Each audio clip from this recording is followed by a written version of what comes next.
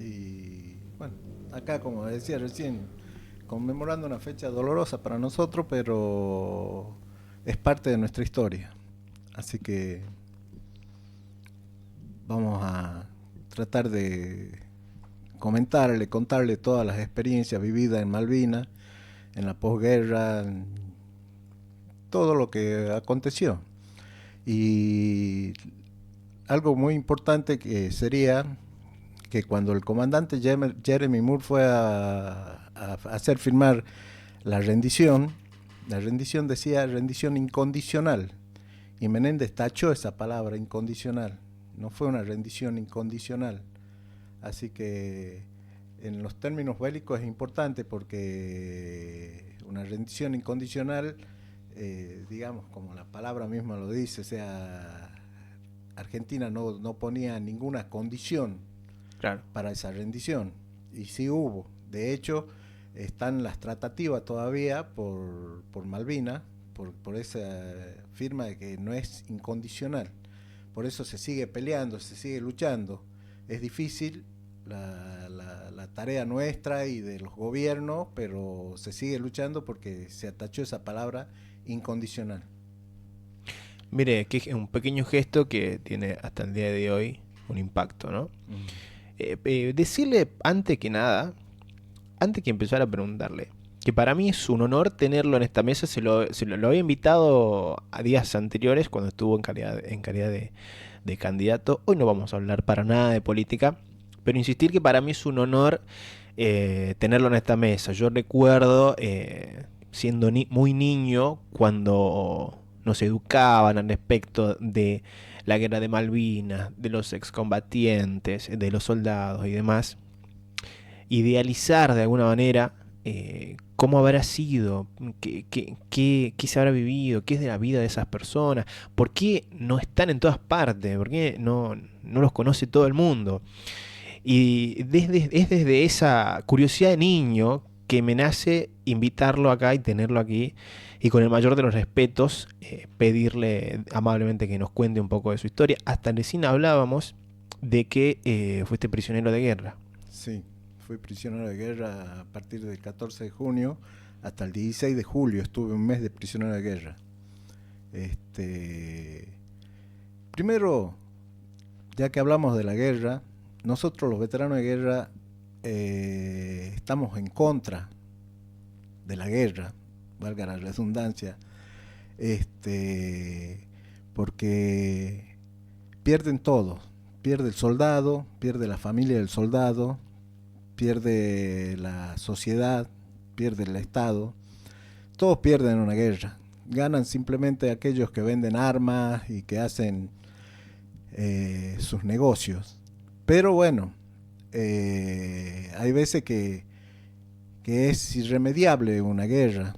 Nosotros teníamos que tratar de volver a poner el tema Malvinas en la palestra, digamos, porque ya se cumplían los 150 años y ahí perdíamos todo derecho de reclamo.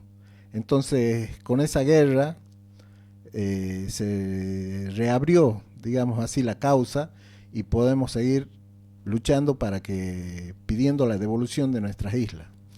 Así que por eso digo, pero la guerra nosotros no la apoyamos bajo ningún punto de vista, porque yo me imagino hoy que me toque que mis hijos son ya un poco más grandes de lo que yo era, pero que me lo tengan que llevar a una guerra sería tremendo, porque lo hemos vivido, sabemos lo que es y no le deseo para nadie esas vivencias. Qué difícil es imaginarlo en el día de hoy, en el contexto actual que estamos viviendo, entrar en un conflicto bélico.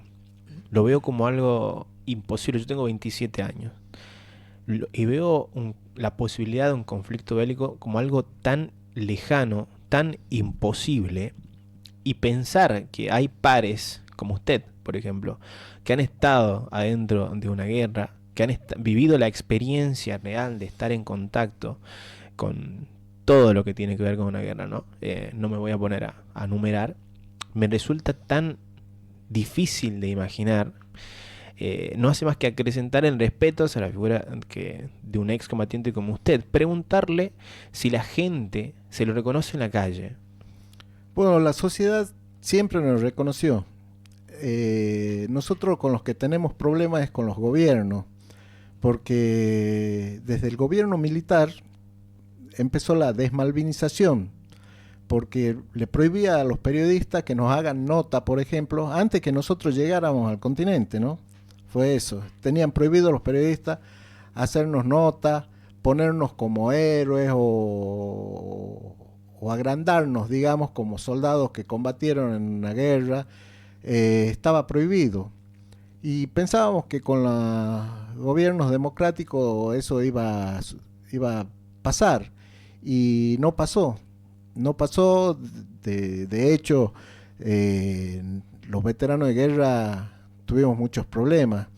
Yo diría que casi el 80% no pudo trabajar, no porque no quería, porque había compañeros míos que tenían trabajo y cuando se enteraban que era veterano de guerra, lo echaban del trabajo. Y cuando sabía un empleador que uno era veterano de guerra, no le daba el trabajo directamente. ¿Y a qué se debe? Y porque decía que éramos loquitos de la guerra, era por la mala prensa que teníamos de parte del gobierno militar en un principio y después, como digo, de los gobiernos democráticos que hubo, nos veían como peligrosos tal vez en un trabajo. Si viene a bien, tenemos todos el problema del estrés postraumático.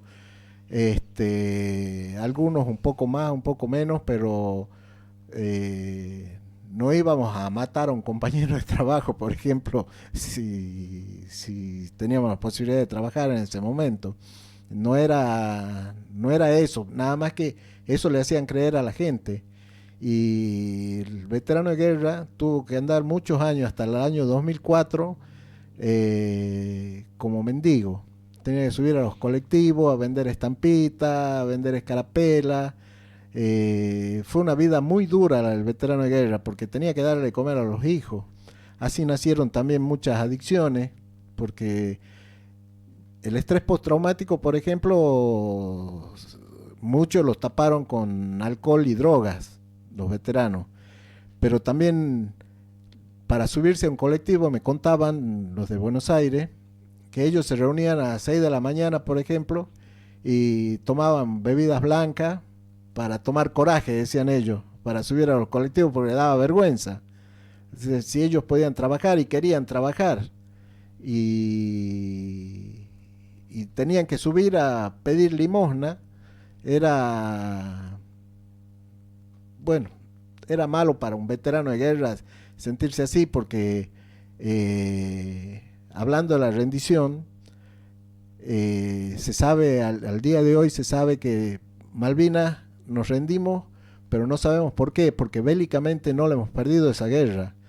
Se especula con que puede haber sido porque Inglaterra amenazó a atacar el continente con bombas nucleares, y por eso se cree que vino el Papa y distintos mandatarios a frenar esa guerra, porque Inglaterra ya, no lo digo yo, eso como le dije la vez pasada, está para googlearlo, lo dicen los británicos, la veían perdida la guerra, la habían perdido, es más, habían pedido ya 2 o 3 veces permiso para retirar las tropas, para retirar la flota.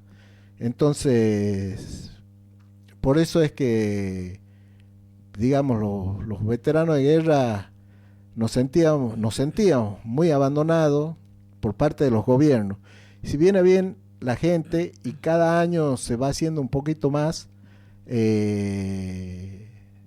nosotros sentimos el reconocimiento, que es lo que me preguntabas, sentimos el reconocimiento de la gente, está con nosotros, nos apoya, nos respeta, pero lamentablemente que no conocen tampoco la mayoría la historia como es la verdadera historia, porque la desmalvinización llevó a eso, a que nadie se interese. Por ejemplo, vos me decís, tenés 27 años y hoy estamos hablando de Malvinas, pero si los gobiernos hubieran permitido que la gente se interiorice del tema Malvinas, hubieran sabido de las escuelas, por ejemplo, que qué había pasado en esa guerra. Podríamos haber ido nosotros a las escuelas y contarles, y ustedes, toda la juventud, se hubiera interiorizado por las redes sociales, que es lo que se maneja hoy. Entonces, todo eso no sucedió. No sucedió y nosotros seguimos combatiendo por Malvinas, seguimos peleando para que toda la juventud se haga cargo, digamos, del tema Malvinas y siga peleando como nosotros venimos peleando por malvinizar, que la juventud también se interese y no quede el tema Malvinas cuando muera el último veterano, se olvide, que quede como una fecha más y no porque por esas tierras se ha corrido mucha sangre argentina y creo que nosotros los soldados hemos hecho mucho para recuperarla. ¿Por qué ha sido la rendición? No lo sabemos. Hay regimientos como el 25 que nombraba recién, el 8, que no habían combatido todavía en Malvinas y los británicos ya no tenían para combatir más. Lo sé de fuentes británicas. Nadie mejor que usted para decirlo. Porque en ese mes que estuve prisionero de guerra, a ver, no es, uno dice prisionero de guerra y lo interpretan como que todo preso. No es lo mismo. O sea, prisionero de guerra es un soldado, perdió la guerra y los que los cuidan a los soldados los ven como pares. No es como un preso. Entonces conversábamos, teníamos muchas conversaciones, muchos de ellos hablaban castellano, nosotros más o menos con el inglés, pero nos entendíamos. Y ellos mismos me contaron a mí, desde antes, o sea, desde el 82 que yo vengo sabiendo esto, que ellos ya no tenían más que para 4 horas de combate, por ejemplo. Y si no, perdían. Y toda esa vivencia, digamos, la queremos transmitir. Porque el soldado argentino estuvo a la altura de las circunstancias. Y eso es lo que no queremos que se pierda. Y mucho menos que Malvinas siga siendo británica. O sea, son argentinas. Fueron, son y serán argentinas. Bueno, la queremos recuperar. Y ya en la altura de los tiempos, digamos, el colonialismo ya no tendría que existir. Ya la sociedad ha crecido tanto, la sociedad mundial, que no tendría que existir el colonialismo en el mundo. O sea, cada país tiene que tener lo suyo y no colonias británicas, francesas. Que siguen existiendo. Por ejemplo, claro. Las Islas Malvinas. Así, el Peñón de Gibraltar. Acá en Centroamérica hay muchos países que están bajo el dominio francés todavía. Sí. He escuchado decir varias veces, lo he escuchado decir varias veces, esta palabra, este verbo nuevo, tan argentino, malvinizar. Yo creo que ahora, en este espacio que estamos compartiendo de conversación, donde me encanta escuchar todo lo que está diciendo, porque insisto, hay mucha gente como yo que no sabe o sabe muy poco al respecto. Por ejemplo, esta postura de la prensa de no darle la posición que se merecen de héroes por tanto tiempo. Bueno, ahora estamos malvinizando, pero preguntarle qué otras cosas incluyen este proceso de malvinización del que usted habla. Bueno, es la transmisión de valores. Por ejemplo, nosotros, como vos decías, no teníamos idea tampoco ni nos imaginábamos una guerra. Éramos adolescentes como son los chicos ahora en la secundaria, con los mismos problemas, con las mismas cosas que ellos, de no estudiar, de hacer cosas, travesuras en la escuela, en la calle, digamos, y nos tocó ir a una guerra y cumplimos como soldados también. Eso, eso marca que el, el chico de hoy, por ejemplo, puede ser un buen soldado, o sea, somos argentinos y queremos lo nuestro, porque yo escucho muchas veces que dicen, no, los chicos de ahora los llevan a una guerra y no, No. no es así. Son el argentino, el ciudadano argentino, eh, es muy, ¿cómo te puedo decir? Fuerte en sus sentimientos por el terruño. Lo que pasa que al no haber nada, una guerra, ningún incentivo, digamos, entre comillas, eh, siguen su vida. Pero nosotros queremos mostrarle a ellos, por ejemplo, que los valores esos están y que son muy importantes. Y ahora nosotros no le queremos hacer ver, por ejemplo, para que vayan a una guerra, sino que ellos, por ejemplo, cuando yo voy a las escuelas, le digo que ellos pueden combatir por Malvinas, pero ¿cómo? Estudiando la historia de Malvinas, estudiando, capacitándose para hacer este país más fuerte, más un país más pujante. Esa es la que le toca a ellos. No, no prepararse para una guerra, porque, Informarse. claro, informarse y, como digo, los, cultivar los valores, todos los valores, el amor a la patria, que no es más que el amor a la tierra, que el amor al conciudadano. Si uno cultivaría esos valores, muy distinta sería hoy nuestra Argentina, que lamentablemente se está perdiendo mucho también eso, eh, los valores. Yo lo veo ahí a veces los chicos cantando el himno y juegan. Yo lo puedo entender porque son adolescentes, pero también los entiendo porque no hay quien los dirija bien, porque los maestros pueden estar, ser excelentes personas, excelentes, pero las currículas ya no, estudiantiles ya no son lo mismo, no están inculcando valores. De hecho, hasta restan importancia a esas cosas. Eh, el presidente mismo dijo que el mérito no es válido, o sea, esas cosas nosotros no compartimos, eso tratamos Claro, nosotros, una educación fundada en valores. claro. Eso es malvinizar para nosotros, que no ir a preparar soldados para una guerra. O sea, es una guerra, la podemos, si le queremos poner el nombre de guerra, pero no con armas, sino con estudio, con valores, como digo, y con mucho empuje para llevar este país adelante. Em, Lamentablemente nos hemos quedado sin tiempo. Es increíble lo rápido que se ha pasado el tiempo, Jerónimo. No me queda más que invitarlo nuevamente, Cuando quiera, porque me quedan, creo que a mí y a la audiencia, muchas preguntas para hacerle. Y podría estar escuchándolo mucho tiempo, porque malvinizar, como usted dice, creo que es un acto que nos compete a todos.